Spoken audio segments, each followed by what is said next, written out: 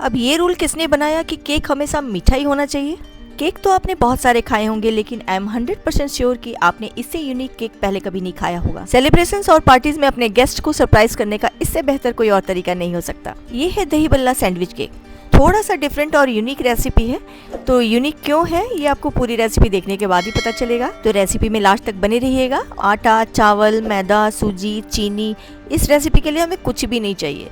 तो आइए चलिए बनाते हैं। तो रेसिपी हम बनाएंगे दाल से, और यहाँ पे उड़द की दाल और मूंग की दाल बराबर मात्रा में मैंने 4 से 5 घंटे के लिए सोक कर दिया था। अब इसे अच्छे से एक बार धो लेंगे और धो करके इन सबको एक मिक्सी के जार में ले लेंगे। अब इसमें कुछ चीज़ें डालेंगे, जैसे 1 इंच के अदरक का टुकड़ा है, मैं इसको ग्रेट करके डाल रही हूँ क्योंकि कभी कभी ये ठीक से पिसते नहीं हैं। हींग इसमें डालना बहुत ही ज़रूरी है, हींग का फ्लेवर बहुत अच्छा आता है। जो चीज़ें दही भल्ले में डलती है ना, वो हम इसमें डालेंगे। टेस्ट के अकॉर्डिंग नमक डालेंगे और बिल्कुल स्मूथ सा इसको पेस्ट बनाएंगे। बल्कि कुछ ज़्यादा देर हम इसे पीसेंगे ना, तो ये हमें फेंटने वाला काम थोड़ी देर कम करना पड़ेगा।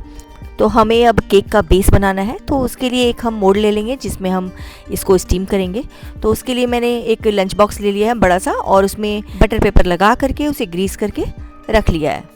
अब रखने के बाद हमने उस बैटर में डालना है 1 सैशे इनो का, और उसे 1 चम्मच पानी डालकर पहले एक्टिवेट कर लेंगे और इसे हल्के हाथों से फेंट लेंगे। तो ये इनो डालने के बाद ये जो हमारा बैटर है एकदम से हल्का और फ्लफी हो जाएगा। इमीडिएटली हम इसे मोल्ड में डालेंगे और डालने के बाद इसको थोड़ा सा लेवल कर लेंगे। ध्यान रहे मोल्ड में बैटर आधे से ऊपर बिल्कुल भी नहीं होना चाहिए, क्योंकि ये अभी फूलेंगे और साइज़ में डबल हो जाएंगे। थोड़ा सा टैप करेंगे, और इधर मैंने गैस पर पानी चढ़ा दिया है। इसमें एक बेस के लिए कटोरी रख दी है, और इसके ऊपर हम इसको रख देंगे और इसको अच्छे से कवर कर देंगे।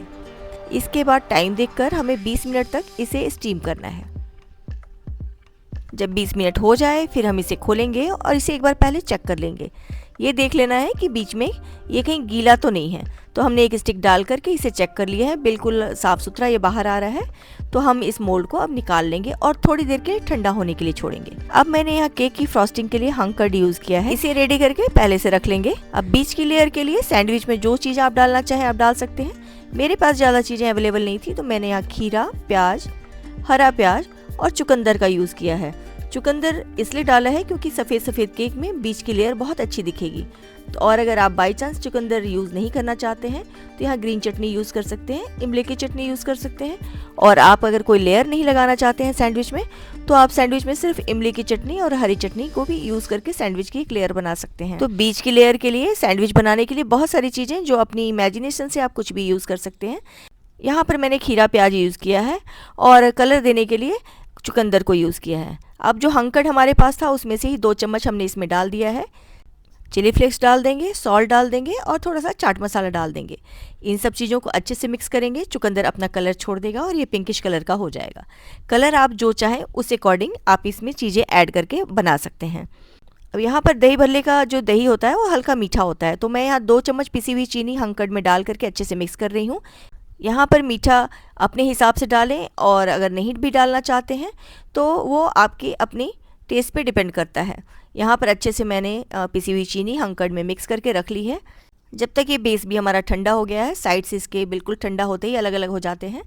इस तरह से हम एक थाली या प्लेट, ट्रे, जिस पर आप चाहें पलट लें।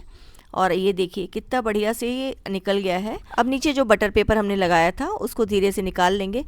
इजीली ये निकल जाता है, और आप देख सकते हैं निकालते ही जो हमने बेस बनाया है वो कितना जालीदार दिख रहा है, वो आप देख सकते हैं।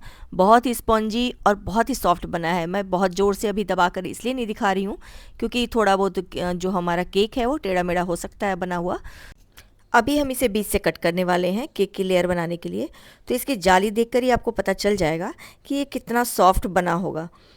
एक शार्प नाइफ से इसको बीच से कट कर लें। मैं 2 लेयर में काट रही हूँ, आप इससे ज़्यादा लेयर भी आप लगा सकते हैं। बहुत शार्पली इसे काट दीजिए, जितने लेयर लगाने हैं उतने काट सकते हैं आप, और काट करके इसकी लेयर लगा लेंगे।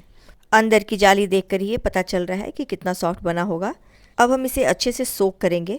सोक करने के लिए जब हमने हंकट बनाया था ना, तो दही से निचोड़कर जो पानी निकला था ना उसको हमने रख लिया था। उसमें मैंने यहाँ पे 1 चम्मच चीनी, नमक और हींग, ये तीनों चीज़ें इसमें डाली है। आप अगर चाहें तो यहाँ चीनी को बिल्कुल भी स्किप कर सकते हैं। तो अभी एक लेयर हम रखेंगे प्लेट पे और उसको अच्छे से अंदर की तरफ से सोक करेंगे। अच्छे से सब तरफ चम्मच से हमें पानी डालना है। इससे बहुत ही अंदर से सॉफ्ट और स्वादिष्ट बनकर तैयार होंगे। जो हींग का फ्लेवर आता है ना दही भल्ले में, बहुत ही बढ़िया आता है। वैसे हमने पहले बैटर में भी डाला था हींग, लेकिन इस पानी में भी हल्का फुल्का डालने से और टेस्टी हो जाता है। अच्छे से सोक करने के बाद हमने जो लेयर बनाया था ना बीच में, ये बीटरूट वाला, इसको हम इस पर फैला देंगे।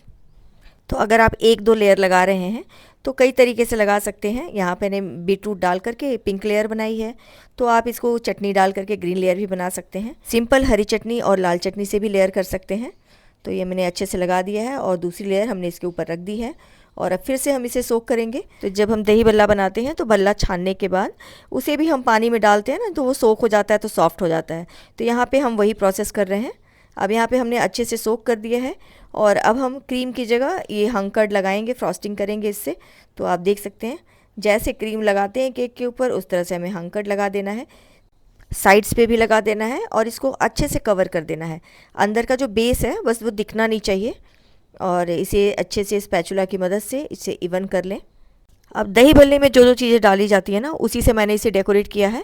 तो साइड्स थोड़े अनइवन लग रहे थे, तो यहाँ पे मैंने अनार के दाने डाल करके इसको बिल्कुल छुपा दिया है। आप देख सकते हैं अनार के दाने किस तरह से मैंने चारों साइड से लगाए हैं। और इसके बाद ये इमली की चटनी है जिसको मैंने साइड्स पे लगा दिया है और ग्रीन चटनी बीच में लगाया। जो वही चीज़ें डाल रही हूँ जो दही भल्ला जब हम खाते हैं तो ऊपर से डाल करके खाते हैं। तो यहाँ आप देख सकते हैं हरा प्याज है जिसकी जो पत्तियां हैं उसको मैंने गोल गोल इस तरह से बांध करके ले लिया है। यहाँ मैं ये कहूँगी कि आप अपनी इमेजिनेशन के हिसाब से इस केक को डेकोरेट कर सकते हैं। सारी चीज़ें यहाँ पे वही डाली हैं जो कि दही भल्ला जब हम खाते हैं तो ऊपर से उसको डेकोरेट करने के लिए यूज़ करते हैं। थोड़ी सी बूंदी भी यहाँ लगाई है। जो जो चीज़ें मुझे समझ में आई ना, मैंने उसे लगा दिया है। आप भी ऐसे ही करिए। ऊपर से भुने जीरे का पाउडर स्प्रिंकल कर लें। यकीन मानिए दही भल्ला जितना बनाने में मुश्किल होता है, तलना होता है, उसमें बहुत सारे काम होते हैं, उससे ज़्यादा आसान है ये दही भल्ला केक बनाना। और स्वादिष्ट इतना और प्रेजेंटेबल इतना कि मैं बता नहीं सकती हूँ। तो ये आप देख सकते हैं। शुभ दिन की शुरुआत नमकीन खाकर भी की जा सकती है। दिखने में तो ये सुंदर है ही, साथ में हेल्दी भी बहुत है। दाल के साथ हमने इसे बनाया है। यकीन मानिए बच्चों तक ने इस केक को बहुत पसंद किया और बड़े तो खैर नमकीन चीज़ें ज़्यादा पसंद करते ही हैं। बहुत ही बढ़िया ये बनकर तैयार हुआ था। आप भी इसे ज़रूर एक बार बनाकर ट्राई कीजिए।